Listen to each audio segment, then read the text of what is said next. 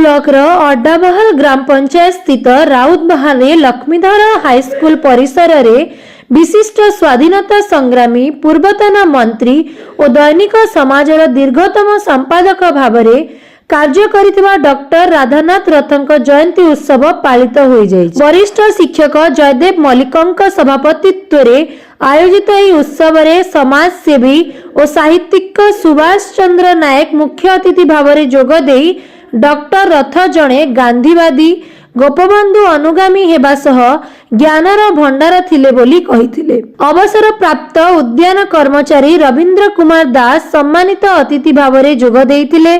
प्रारंभ में सरकारी शिक्षक लिंगराज मिश्र स्वागत भाषण देइथिबा बेले संस्कृत शिक्षक दुर्गा प्रसन्न दास अतिथि परिचय प्रदान करथिले।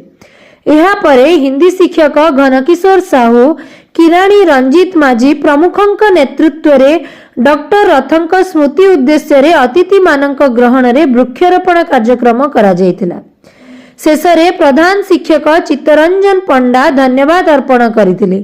कार्यक्रमटी को पुरुषोत्तम प्रधान जन्मजय साहू और अशोक बाग कार्यक्रम आयोजन रे सहयोग करथिले।